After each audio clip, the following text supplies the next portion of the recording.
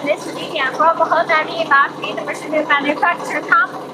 Today we are taking a look at the diesel engine fish feed extruder. As you can see, we are making a pattern for the LM16 full diesel engine extruder.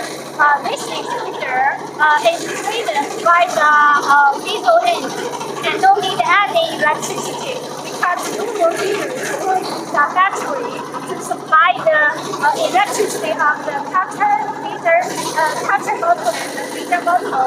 Thus, we don't need any electricity.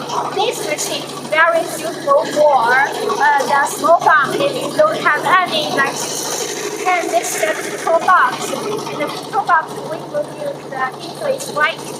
As you can see, we will use the multiple material from this and this course. And the multiple materials will come out through this extrusion system. And this machine can make different size machine. We can change the mold, different size mold from 1 mm to 12 mm.